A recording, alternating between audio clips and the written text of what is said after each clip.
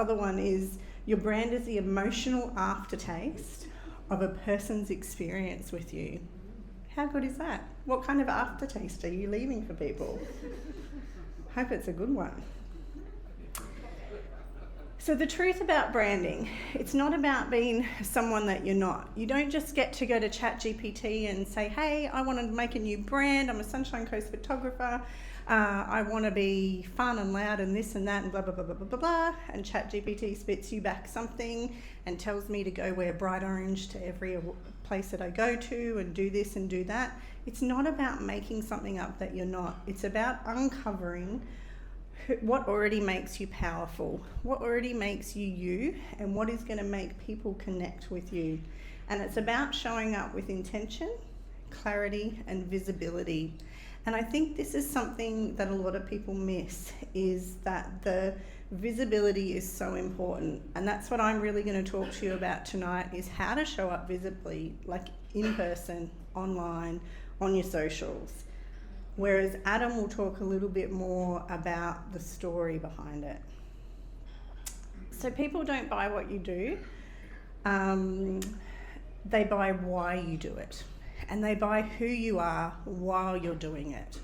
So think about that. Like sometimes you think, well, what should I actually really be showing my customers on social media? They actually want to know what you do in the workplace. Quite a lot of people say to me, I don't need it, you know, like especially the guys in the room, they go, all your photos are just of pretty ladies flapping a dress on the beach, like in the hair blowing in the wind. That's not what I need for my personal brand. So I have to show that when I go out to a workplace that's a farm and I'm following the farmer around and we're picking vegetables and we're doing this and we're doing that and we get great headshot, I have to show that in a story for people to understand. It's not just that one headshot that comes at the end, it's the whole story that goes with it.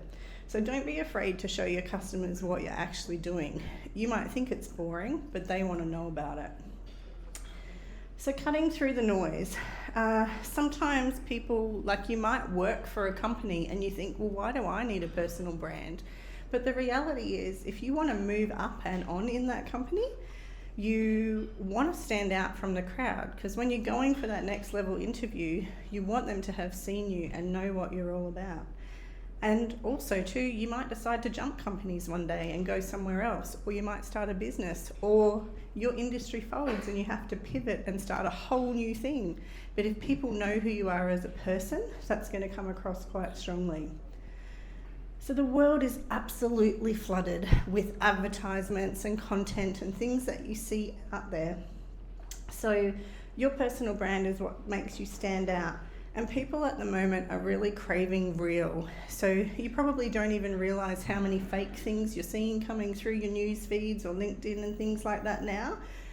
I think now is the time to dig in and show the real you behind your business. And they want to connect and be able to trust you. And that is one thing, part of what I do is being a confidence coach, and I teach people how to have confidence and how to find confidence within themselves. So when I put a photograph out there, it's a real photograph of me.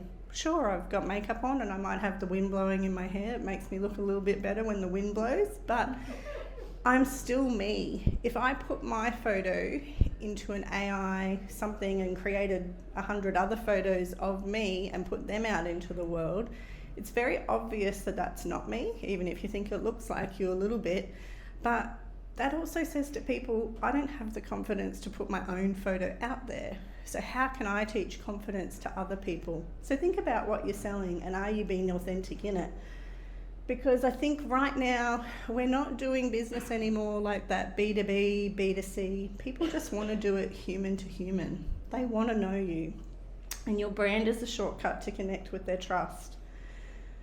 So it's your unfair advantage, and it is your reputation, but it's the vibe that you bring, the energy that you bring into the room, the energy that you bring into every conversation, everything that you do when you're out and about networking, dealing with clients, picking up from suppliers, those kind of things. One thing that always sticks in my mind from being a big part in the wedding industry is when a photographer is at a wedding, we are there all day from the very start to the very end. We see all of the suppliers and we see how they behave and how they treat everybody. We also see how they treat us.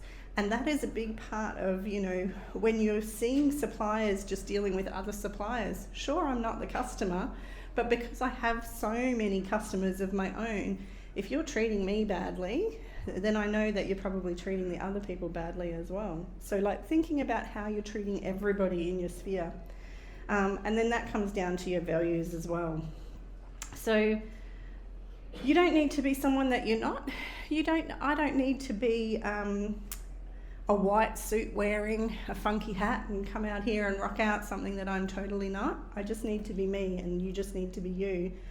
You need to get some clarity about who you are already. Sometimes, when we start a business, and when I started this business in particular, I didn't want to be the face of the brand, and I'll tell you about that a bit more in a minute.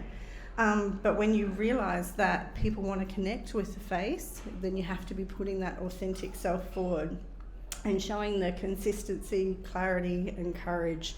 So once you decide what you want your customers to know, just don't stray from that. So I am going to share where I got really passionate about personal branding. 13 years ago, I worked for a large international photography company. I was in HR and training, and my team in Queensland was 400 strong. So that was a really high stress job, very fast paced, and I was young, so I was working hard all week long, partying harder all weekend, and then rinsing and repeating week in, week out, week in, week out. And I kind of knew that at that job, there was nowhere else I could go in Queensland. I was at the highest level that I could be at, and I was at the highest pay that I could be at. And my only choices with them were to move to Sydney or move internationally. And I didn't want to do either of those. I was kind of at that age where I was ready to start thinking about having a family.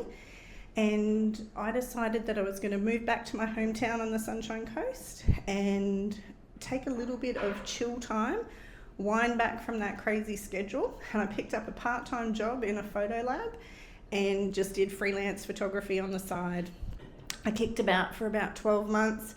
And then I decided that I was absolutely bored, that the sea change was fantastic, being back near my family and friends was awesome, but the mental challenge just wasn't there, and I was just taking it a little bit too casually.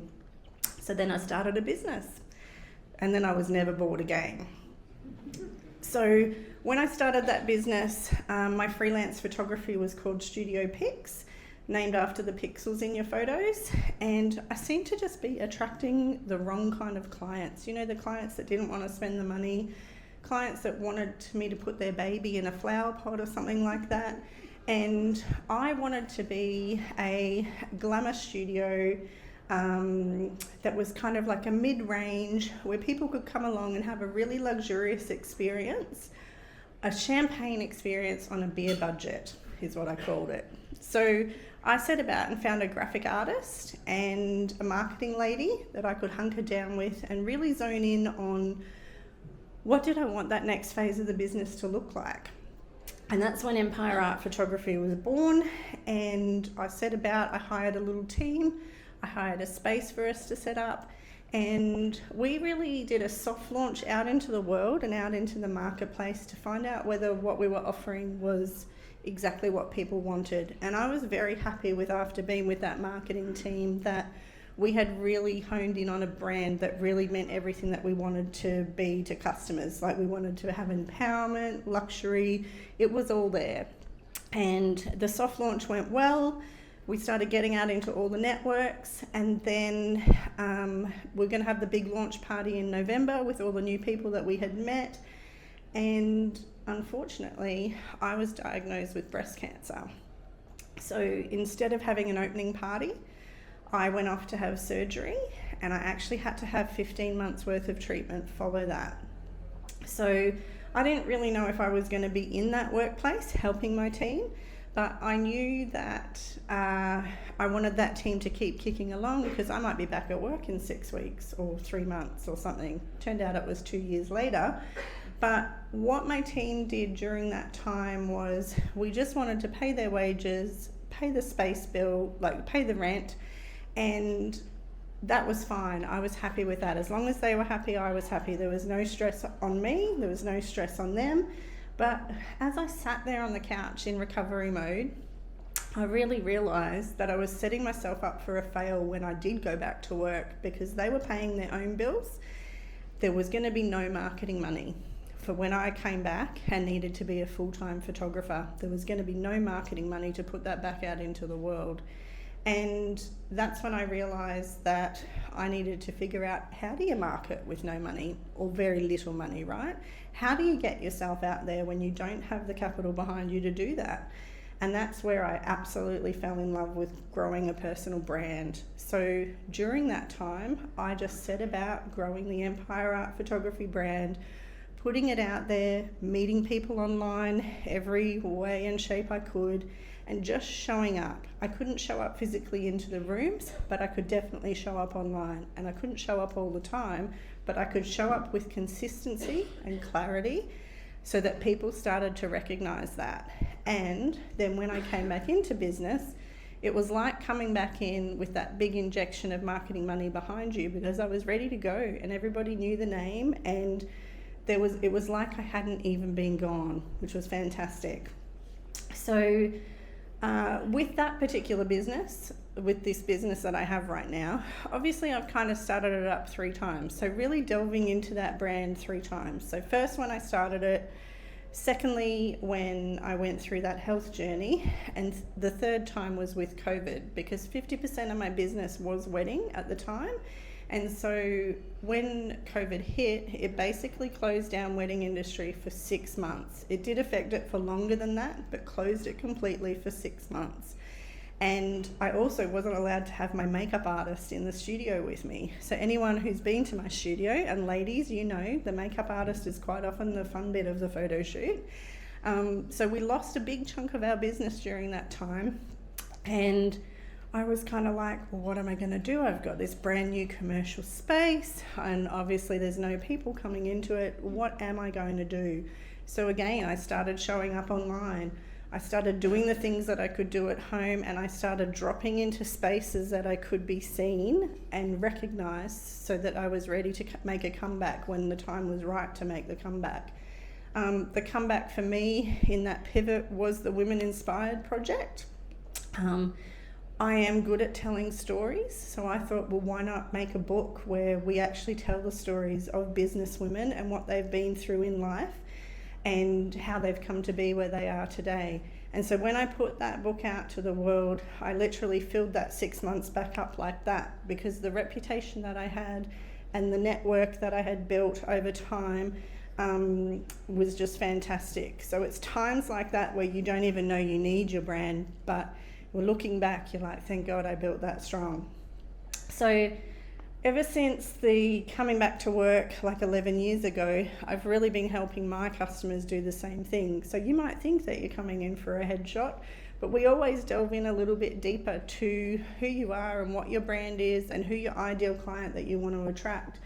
So my customers actually come to me from startups. They've just got an idea. They don't really know what they need. It could be a headshot, it could be a website, whole photo shoot, but they come from startups to 1 million followers. And there isn't really anything different with those customers. They just need great content that interacts with their clients and actually has the sales convert through, right? And the little guys and the big guys, I've always learnt something from every client that comes through. People who have 1 million followers just do more photo shoots a year. That's it. And those startups, they grow to have more photo shoots a year because they know how powerful it is just to be putting a visual out there of who you are and what you do. So I want to ask you a question. When you think of companies that have a great personal brand or a really recognisable brand, who do you think of? Who comes to mind? Nike? Lorna Jane? Sorry? The AI company. The AI company? Yeah, they build the chips. Okay. I'll have to look them up. So I'm going to give you a couple of my favourites, and these are ones that you all know. So like Coke. Can everyone remember, like you might not even watch TV anymore in the way that we used to watch TV, but can everyone remember the Coke ads where they're running down the beach and they're in their bikinis? And I don't actually drink Coke, but I think if I did, I'd be a whole lot thinner and I'd spend more time playing on the beach, right? Versace is a good one because I don't know it or wear it, but I sure recognise the brand, right? It's just something that's easily recognisable right through to the it girls that they use as their models. Like it's everything from start to finish about the clothing, but they do not miss a detail in what they're doing. And the same with Virgin. So when Virgin launched their airline in Australia, airline travel seemed to be very normal and very routine, and along came Virgin, and you got on their plane and it was like customer service above and beyond. Everybody on the plane looked like a supermodel. They just stepped out of a catalogue somewhere. They were all dressed immaculately, right down to the lipstick and the size of their heels. Like there wasn't a detail that they hadn't thought of that went into that Virgin brand as they launched out. And very quickly, my company never booked another airline. You know, normally they would look up who's the cheapest at the time, that's who we'll get you to travel with. No, we're going Virgin all the way because we're so happy with it. So it's those little things. So my number one tip for tonight, before Adam gets into the workshop with you, is to stay on brand. So both Adam and I do strategy around this, but once you choose what that brand is and how you want to step forward into the world with it, it's staying really clear and consistent on it. So my one tip for you to go home and think about is every time you post, how can you stay on brand? How can it be close to your story? So I'm going to give you an example, and this example needs to stay in the room tonight. There's a little bit of a secret because this is about Mooloolaba weddings. So it's pretty close to home. Over this side is when I was managing Mooloolaba weddings. Someone who gets married at the beach on the Sunshine Coast, they love white sand and blue ocean. That's the reason they get married at the beach. They're very clean, minimal. They love crisp, and people who are getting married tend to be my age and younger. So what I was putting out into the world wasn't necessarily for me. It was for a younger crowd.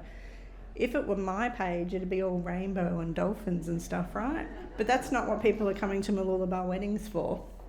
So it is about the venues that you can go to, the venues that you can stay at, like the places you stay at, where you can get married, what you can wear, the photographers that you can pick, what you can eat the night before. Only wedding orientated stuff was on this Mooloolaba wedding site, okay? So when brides came in, all grooms, but mostly brides, they could come in and they could scroll and they could stay and scroll until they picked all of their favourite people from Mooloolaba. When I handed it back, they seemed to lose the plot a little bit. They lost their font, and their font was easy to read the first time. It's not easy to read when they went to something else. They lost their colour. They started posting about things that were irrelevant. This is the local MP. I don't know what he's doing on there. There's an invite to the Chamber of Commerce. So all the suppliers from Mooloolaba weddings could go. But suppliers are not following this account. Suppliers are following the Chamber account, and that's where those posts should go. So you can imagine a bride comes into this, she flows through, she starts booking what she needs. A bride comes into this, she starts to see the president of the local Chamber of Commerce, she zones out and she goes to the Hinterland wedding place, and then she starts booking all up at the Hinterland wedding place. So this is a really tiny example of just stay consistent on what you're talking about. Don't stray from it, because that helps people buy. Now, I'm going to hand you over to Adam, and he is going to talk to you more about the story.